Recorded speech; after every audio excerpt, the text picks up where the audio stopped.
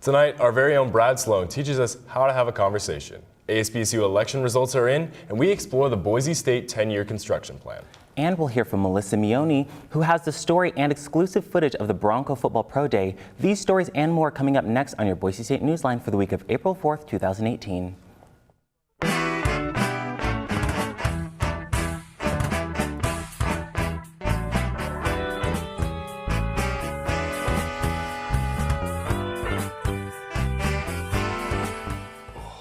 Thank you for joining us on this week's edition of Boise State Newsline. I'm Ben Kaiser. And I'm Joey Oles.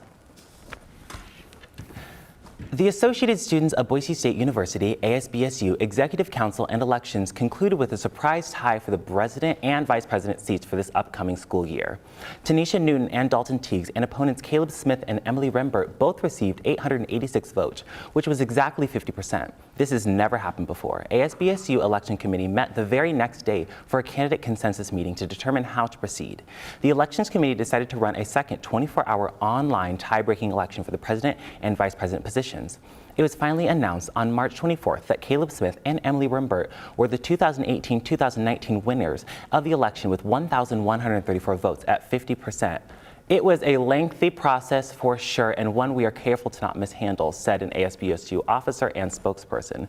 We spoke extensively with committee members, advisors, and referenced other school procedures on how to handle this very event. It wasn't a perfect process nor a perfect solution, but we feel our decision on how to proceed was empathetic to student body and the candidates, while maintaining a time-sensitive schedule as spring break was quickly approaching. End quote. The rest of the election ran smoothly. Michaela Melchert was elected to the Secretary of Academic Affairs seat. Veronica Camargo is the new Secretary of Student Organization and Affairs. Esperanza Gomez swept up the votes to secure the Secretary of Community Relations position, which will now be called the Vice President of Inclusive Excellence. And with 486 yes votes out of 527, the 2018 and 19 constitutional amendments 3, 5, and 8 were passed. For more information on ASBSU, the elections, and the constitutional updates, visit asbsu.boisestate.edu to get involved. Our very own reporter Brad Sloan went out and explored how to have a conversation with some Boise State students. Let's see what he got. So what's your opinion on millennials having conversations? Do you think that they're losing the ability to read social cues and things of that sort? Not particularly. Can you elaborate? I don't think I've noticed anything that particularly stands out about millennials not being able to recognize Social cues. social cues. Due to the amount of technology that's in our hands, it seems that millennials have lost the ability to have a conversation with one another. We can't pick up social cues and everything just seems super awkward in all conversation. But here at Boise State Newsline, we've come up with a simple tutorial to fix just that. Step 1, make eye contact, smile, introduce yourself. Hi, I'm Brad. Hi, I'm Carlene. Nice to meet you. It's nice to meet you. I'm Brad. I'm Thane. Thane? Yeah. Nice to meet you. Brad, was it? Yep. Yeah. Thanks for that. You're welcome. So man, I'm Brad. Hi, Brad. LK Avalar. Nice to meet you. Good to meet you. Do you want to let go of my hand? I really hope you're having a great day. I am having a great day. Same. I'm glad you are. My eyes are up here. Oh, okay.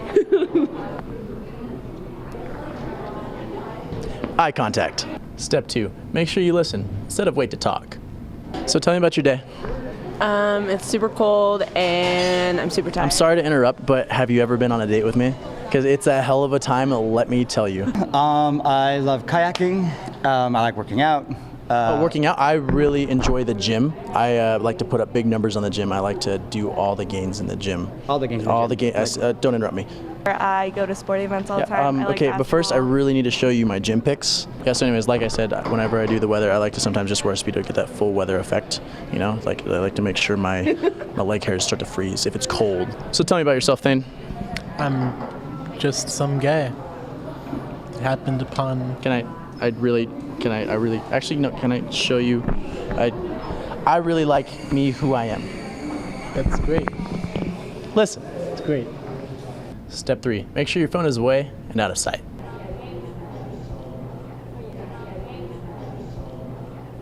What's in your hands? We're trying to have a conversation here, man. Can you please put this away? It's rude to have stuff in your hands. Give me that. You keep your phone away. I'm trying to have a conversation with you. But first, have you seen my dog?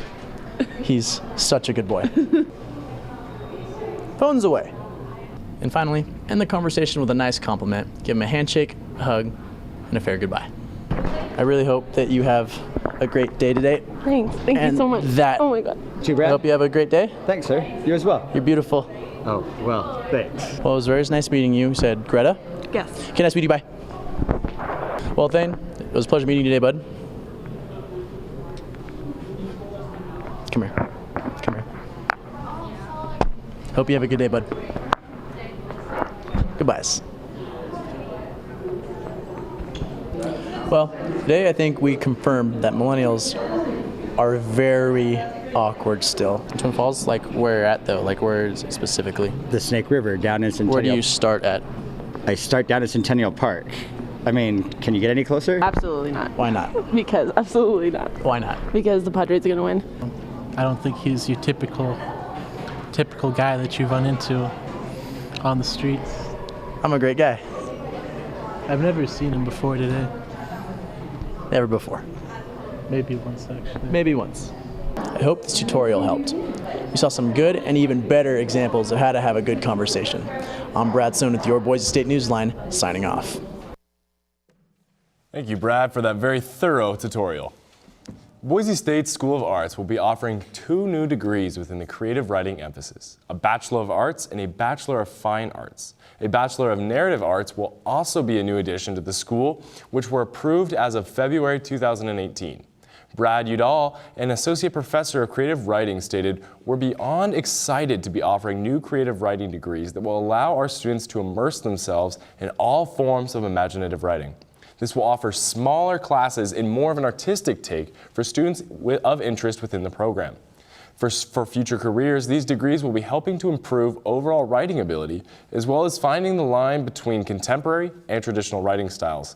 If you're an aspiring writer or a student seeking these new degrees and the courses that accompany them, make sure to go to Boise State Update at news.boisestate.edu/update to learn more." I think as a comm student, I think it's kind of important for us to maybe look into these kind of classes to learn how to write better, you know? I think out of own personal interest, I'm definitely going to be visiting that website. Yeah, me too. Coming up, we have Boise State's 10-year construction plan and exclusive footage on the Bronco Pro football day. But first, this message.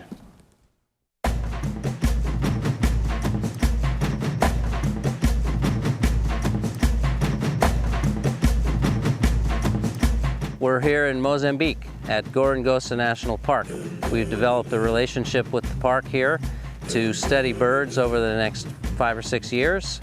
And one of the first pressing bird conservation issues that I felt was most important was to study the vultures here. My name is Mark Bayshard.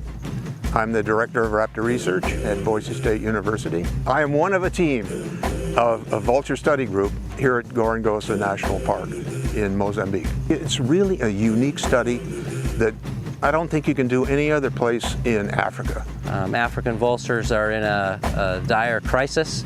It's estimated that their numbers have declined over 90% in unprotected areas, outside of protected areas like Gorongosa here. So we came with the intent of attaching satellite transmitters, GPS transmitters, to 7 birds, which we have accomplished this week. We'll be able to go back to our homes in Boise and track the movements of these birds on a daily basis and a seasonal basis to see how far they're roaming, where they're going each day, where they're going throughout the year. Hopefully identify some threats.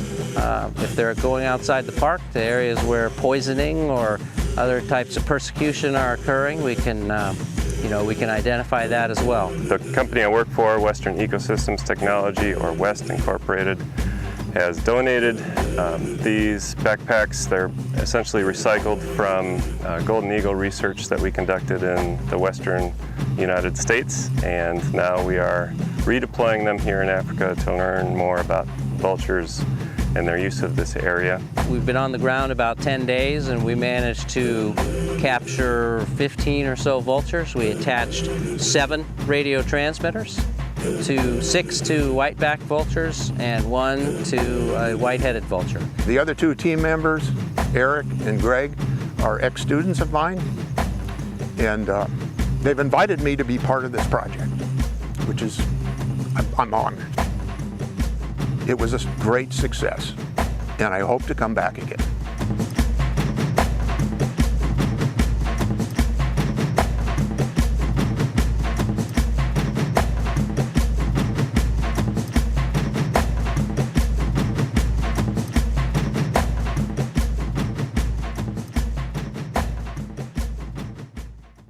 Welcome back to your Boise State NewsLine. Our campus grows bigger and better every day, so we have to expand. Our reporter Cole Young reports on the 10-year construction plan for Boise State. Let's take a look. I'm Cole Young checking in for Boise State NewsLine. We're here on campus discussing the 10-year master plan. Back in 2015, Boise State unveiled its master plan, which discussed several significant changes that will occur to the campus over the next decade. One of these significant changes involved the renovation of University Drive, which is a street that runs through the heart of campus. It will be then converted into a walkway for students. Back in January of 2016, Boise State revised its 10-year plan.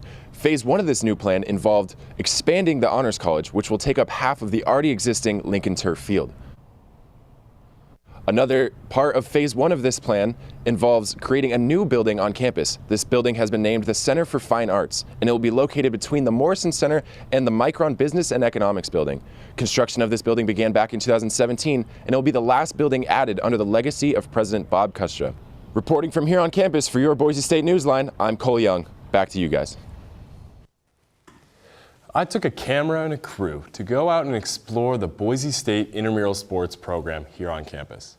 I spoke with some athletes as well as some referees about their experiences and opinions on the matter. Let's go take a look. I'm out here at Lincoln Field on Boise State's campus witnessing one of the many student activities that this campus has to offer, intramural flag football. Intramural sports are put on by Boise State's Recreation Center. There are over 25 intramural sports, including flag football, volleyball, competitive rugby. There is basketball, swimming, a wide variety of sports for a wide variety of athletes, each competing in 4-week seasons, typically followed by a single elimination tournament, all competing for the acclaimed gray intramural championship t-shirt. About how many kids do you think come out here every season to play flag football? About every season, if you're counting both semesters, we're looking at about 2,000 independent individuals, and then about right around 4,800 for people that play like multiple sports. Were you one of those kids originally? Yeah, I play intramural still for the rec, and I continue to play. I love sports, so I'm out here all the time. What's your favorite intramural sport? My favorite's 5-on-5 basketball. It's the most intense, so you get some heated games, but it's the most fun. What made you want to come out here and ref? Well, actually, I got asked to ref because I played a lot, and so I just love sports, and I get to do it all, and so... They're probably tired of seeing you on the court, too, They're tired of just seeing me on the court, so now I got to put the stripes on and look at that side of the sport, and it's a lot harder than it looks, I'll give you that. What's been your favorite part of refereeing? The people. Working with intramurals is probably the best. You get some great characters, so it's fun. Well, what made you want to come out and join the intramural sports? I just wanted to play football. Yeah. Just football primarily? Pretty much, yeah. That's mostly what I play. What made you want to come out and play flag football? I like football. What other intramural sports do you play? I bowl, and I have played basketball. Well, him and other students at Boise State come out here every year and play flag football in the spring and enjoy the lovely weather and the lovely competition. So it doesn't matter if you're a nursing student, an engineering student, a business student, in transit, or just want to come out here and play. Intramural sports has something to offer for everyone here at Boise State. So come out and show your competitive side and join an intramural team today. I love how students from different disciplines can just come together to play a sport. I think it's fantastic. And as someone who plays intramural sports myself, it was really cool to go out there and just share some experiences with other athletes. That's so cool. So now we have Melissa Mione with our Bronco Sports Update. How are you doing today? Hi, Melissa. Fabulous, guys. How are you doing? Doing very well. Well, there's no off days in sports. And speaking of that, the arrival of spring brings with it the sweet sound of helmets and shoulder pads smashing against each other, as we are reminded that football season is just around the corner. Boise State held its annual Pro Day for all seniors and juniors who have declared for the NFL Draft to showcase their talents and ability for NFL scouts and front office members. First-round prospect Leighton Vander Esch headlined Pro Day, but as most top prospects do, held himself out of the majority of the workouts due to an already impressive showing at the NFL Scouting Combine. Other Broncos that worked out were Cedric Wilson, Montel Cozart, Alec Daines, Gabe Perez, Ryan Wolpen, Mason Hampton, Jake Rowe, and Brock Barr. Mason Hampton and Ryan Wolpen excelled in the field testing. Hampton led the bench press with 24 reps, while the smaller Wolpen came in second with an impressive 19. Back on the field, Cedric Wilson showcased his abilities catching passes from Cozart. Wilson, like Van Der Esch, chose to stick by his combine tests and only chose to take part in the on-field activities. Cozart was impressive, completing all but 2 passes on the day to various targets. Most passes were thrown to Wilson, but Jake Rowe, Ryan Wolpen, and Alec Daines saw their fair share of action as well. Representatives from 25 NFL franchises gathered to watch the next crop of ex-Broncos make their way toward a future playing on Sundays. As for the current Boise State football team, spring football is in full swing, and we, the fans, get our first look at the next year's team this Saturday, April 14th at 3:30 p.m. at Albertson Stadium. All the tickets to the game will be general admission, costing $10 apiece.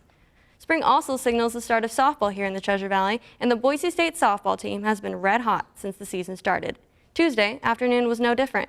The Broncos swept Idaho State 6-3 and 16-0, and moved their record to 25-11 overall and 6-3 in the Mountain West Conference. Led by freshman Gianna Mancha in her 11th win, Boise State scored 2 in the bottom half of the 6th inning in Game 1 on an ISU error, before turning the keys over to Kelsey Broadus to pick up the save and 6-3 victory. In Game 2, Boise State came out swinging en route to a 16-0 victory of ISU. It was the Broncos' 10th Mercy Rule victory of the season. Thank you, Melissa. We're now going to send it over to Brad Sloan with our weather update. Brad, how are we doing? Doing well, Ben. Thanks for asking. Showers, showers, small amounts of sunshine, and more showers. It's going to be a rainy, dark week, just like my love life. Starting off on Friday, that's going to be the day you're going to want to go out. You're going to see no rain, but with a little bit of cloud coverage with a high of 64 and a low of 50. Saturday and Sunday, you'll see nothing but rain. Monday, that's when you get your little bit of sunshine with a high of 63 and a low of 42. And finally, on Tuesday and Wednesday, nothing but rain. I'm Brad Sloan, your weatherman, with your weather plan. Thanks, Brad. As always, that does it from us here at Boise State Newsline. I'm Ben Kaiser. And I'm Joey Oles. Thank you for watching, and we're going to see you next time.